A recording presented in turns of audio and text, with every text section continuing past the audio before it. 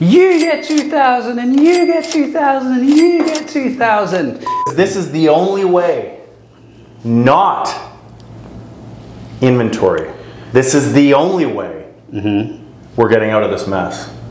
First of all, if you're buying a new house because you can't stand your wife, you've got bigger problems because one, you need to work on your marriage, and two, buying a new house does not mean you see your wife any less. Yes, but you don't buy investment real estate in Vancouver for cash flow. You buy it for capital appreciation. I hate that comment. Which is a stupid comment. It played a large part in it, not the only part. The part. No, incorrect. The part. Incorrect.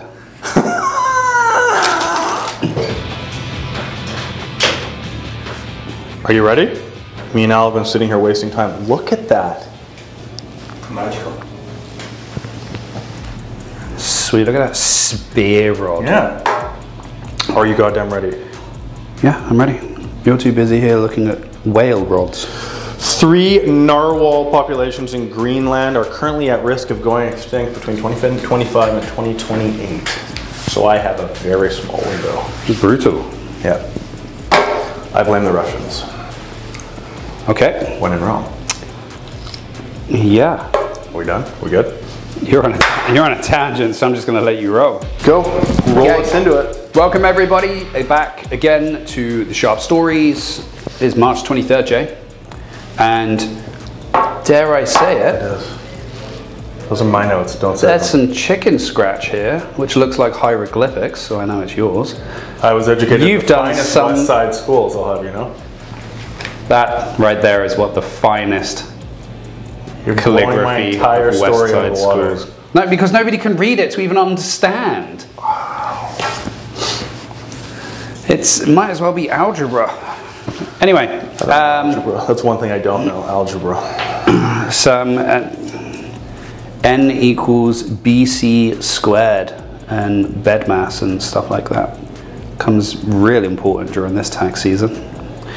Anyway, today we're going to be talking about what interest rates and the investment side of things. Yeah, what was the other thing you want to talk about? We're going to save that for another time, oil. Oh, we are? We're going to save that for another time because there's a couple of points that I want to bring up and get your thoughts on. So as you're the one who's done... Let's split it up. The research, if it can be called so. Mortgagegate.ca gave me that detail. One of the finest, if not the finest. Casey Archibald, Ziva Mortgages. That's where this information is coming to us from today. From the source. So, why don't you give us a bit of an insight into what you've got there, Jay? So, the details today are the rates. The rates are finally going up. Yep, so... And I say finally because this is the only way, not inventory. This is the only way we're getting out of this mess. Okay. Mess that everyone's complaining about. The hot housing market. Multiple offers. Hot housing market. Inventory is not going to be any sort of resolve to this because there's too many layers of bureaucracy to get inventory to market. It's way too slow. It's way too expensive. Yada, yada, yada. All bringing inventory to market is going to do is shrink units further and try and get them out to get them sold. So that is a losing strategy, I'm going to say. Just to clarify though, we are talking about rates going up beyond the 0.25 that we were speaking about the last few weeks ago. Beyond, yes. Okay. So we got into this mess, as you know. COVID brought rates right down, and the cheap money is what brought the market to where we are today. It played a large part in it, not the only part. The part. No, incorrect. The part. Incorrect. Enlighten me. As I always do. The fact that people were at home, they weren't able to go outside, so not able to spend this disposable income. People have never been sat on more amounts of cash, and I think I'm pretty safe in saying I think the biggest problem for people is gathering the amount of funds needed for a deposit. So they were sat on cash because they weren't able to spend it. Justin Trudeau was giving $2,000 a month to anyone who would like even slightly raise their hand. Did you see that report where he sent like $1 billion or something worth of CERB, not $1 billion, a whole bunch of millions, overseas to Canadians abroad as well? Why not? You get 2,000 and you get 2,000 and you get 2,000. Yep. And because of that, and as well as people not out there spending, they were just sat on cash when they had never been before. So then you couple that with interest rates being so low, and then stress test, etc., never been better to overachieve. Money has never been so cheap when it's already pretty cheap considering in Canada. Those together, sir, made this fire that we have today like hand to glove. So not the only reason. Okay. And then of course there's the demand. There's the demand for detached housing, for more space as well. That's bullshit. That is 5%. It's fact. No, that's 5%. It's fact. 95% of the reason is rates. The demand is, I'd also argue, at least 80% driven by what the kids are calling FOMO. Okay? I've been in the house too long. I can't stand my wife. I can't stand my kids. I need an extra 1,000 square feet. Bullshit. First of all, if you're buying a new house because you can't stand your wife, you've got bigger problems because one, you need to work on your marriage, and two, buying a new house does not mean you see your wife any less. That's why that narrative is false. Anyway, I'm just going to run with this and assume the rates went down to the floor, which is the 95% reason that the market took off the way it did. I'll give you 5% for those little tidbits. But what I wanted to talk about here with said scratch from Casey Archibald of Secret Mortgages is how quickly now rates are moving up. Okay. So prime rate now is 2.7 prime rate from the banks. Now the variable is obviously based off of prime, and then there's obviously fixed and variable. So as of October, November, fixed 5-year was 2.09 you could get. Mm-hmm. Now fixed is 3.6. Well, so that's a big jump. And apparently in early April, like first week of April, that's expected to jump again, either another 0.25 so next week? or 0.5. No, 2 weeks. No. It was 23/7. Yeah, so first week of April, so 2 weeks. So potentially another 0.25 or 0.5 they're expecting. Okay. There's also rumor that I don't remember if we talked about this last week, but that investment property purchases, down payments are we did talk about this last week, are potentially going to jump up to 35% down mandatory. Another avenue, I'm guessing, of them trying to curb investment demand. Remember when they came out and said they didn't want to harm mom and pop investors? God forbid.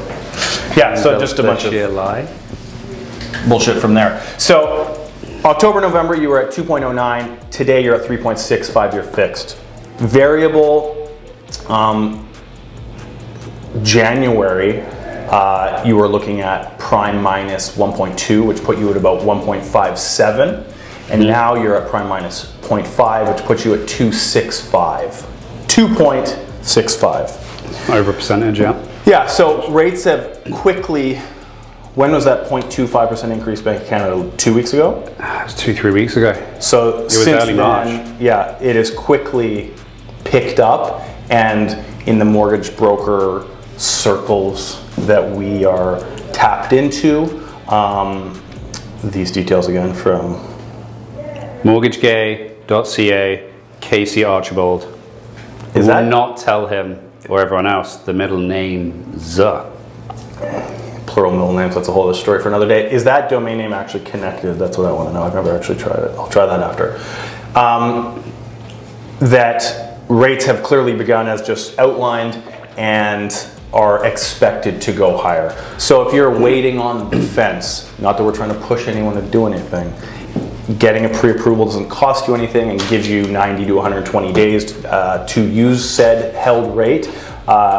Everyone I'm talking to is kind of screaming at the top of their lungs, lock in, because it will go up more soon. Well, and I think, yeah, to your point, that's a conversation we're having regularly with people, and I think it seems so basic, but rather than we're going to come out with a 0.5 announcement for whatever sort of reason. They seem to feel that it's more comfortable with coming out with periodic, regular periods of 0.25. It's less hysteria, less panic. So like obviously the big thing that went around last time was hysteria. It went up 2.5 or went up 25%. My God, you're annoying me now. Went up 0.25%. The word is hysteria that you used earlier, by the way. And that would only equate to an extra $12 a month for every 100,000 of your mortgage. And so people look at that and they're like, oh, that's not too bad. But then when you start seeing these other numbers and how much they do change and then how quickly they do move up, the game starts changing. And unfortunately, we start leading to points now where, like I've called, where there are such variations and such changes, that's really going to put a lot of people, particularly on the variable side, at a really troubling point. So it's even more important to get that pre-approval because it's not always just a straight up 0.25% increase. The 0.25, as I was going to say, is Bank of Canada increase. Yeah. That's what costs the bank more, 0.25 more. The banks will do whatever the hell they want to do. There we go. On the ground level. So the 17 or whatever the hell that example was going around, that's to the bank.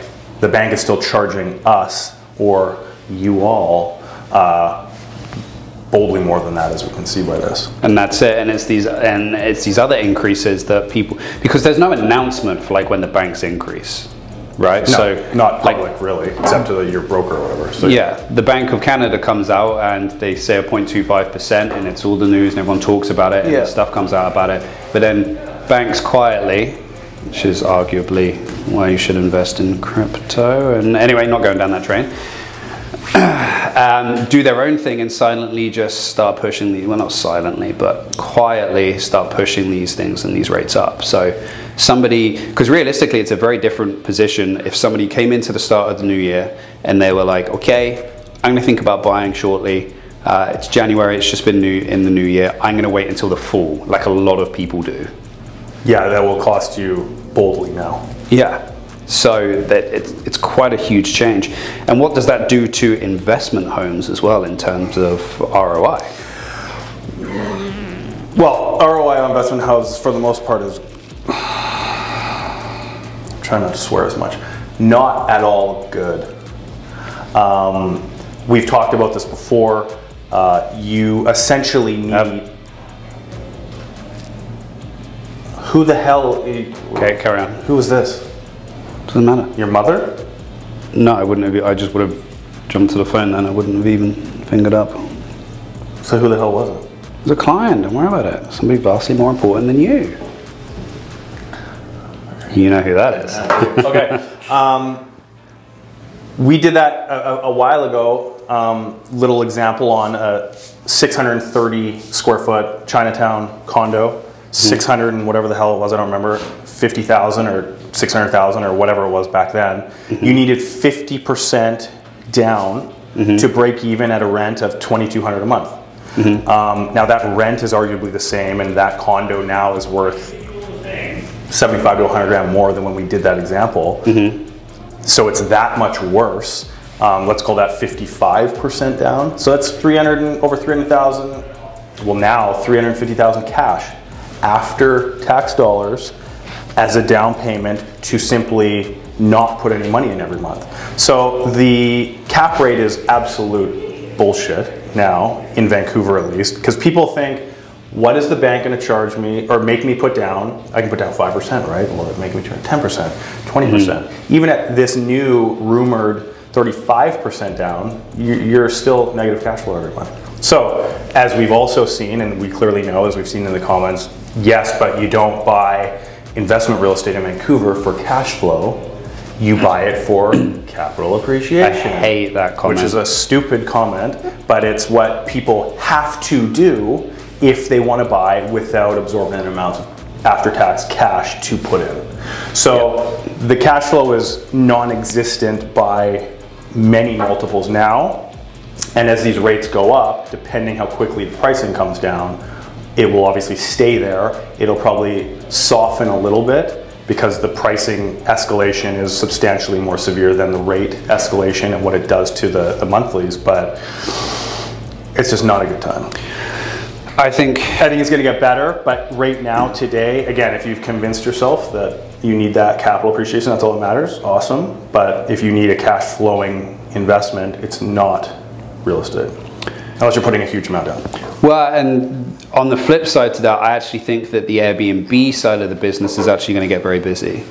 Because I think that's a completely different scenario, and we're talking like legit Airbnbs here, so like buildings that allow it and things like that. Because to your point, yes, I 100% agree with you. To your everyday investor who lives here and whatnot, but to that market who are looking to utilize Airbnbs, who can now travel, dropping further restrictions on border entry, antigen tests and whatnot, it's going to blow up. Like, I've been talking to a lot of people in just day-to-day business who are in some way connected with that travel and tourism industry, whether it's dog daycare people or travel and tourism, it's like holiday operators and things like that.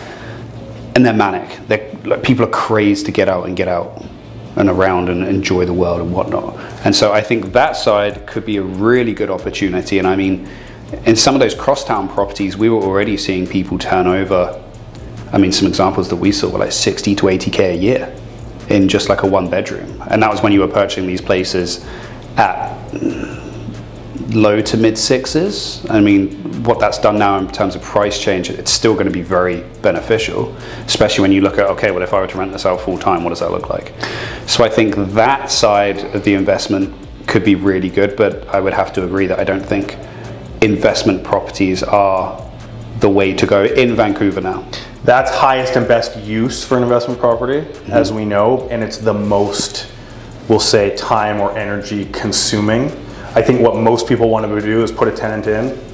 Forget about it. Forget about it. Yeah, that's what Italians say. That can be cut. That cannot be cut. But that, you're either paying the cleaning crew every couple days to go in. Well, they now have the groups who, just like property managers, they'll take 20 to 30%. Of course, but that 20 to 30% is big. But to your point, that's the highest and best use to any property. If you can get into a building that allows it, that's where you're going to maximize with rentals for sure. So it's either going to cost you an inflated management fee or a lot more work, but that's where the money is.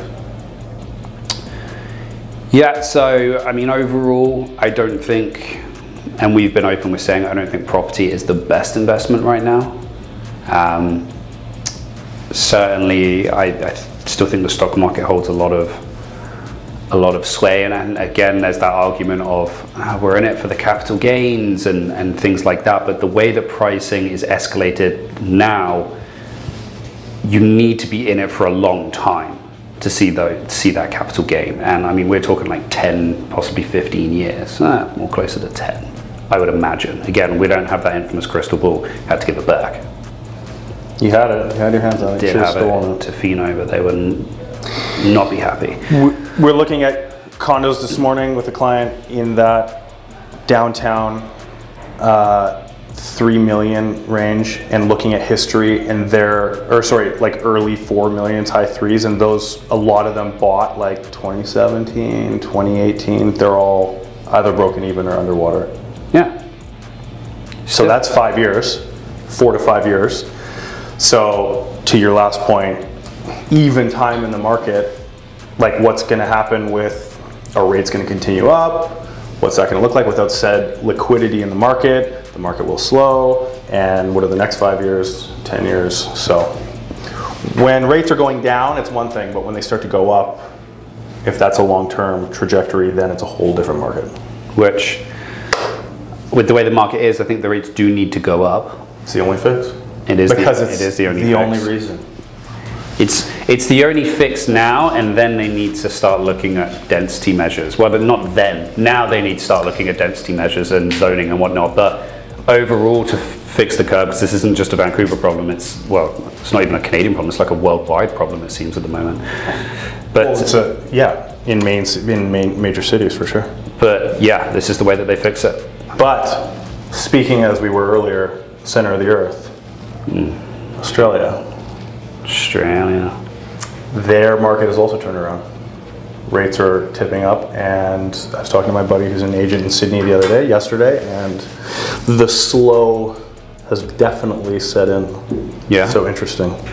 Yeah, I imagine I imagine it will happen here as well. I'm already starting to sense a little bit of that as well. Nothing that's like nothing dramatic, but it's definitely the case. I mean, taking a breath.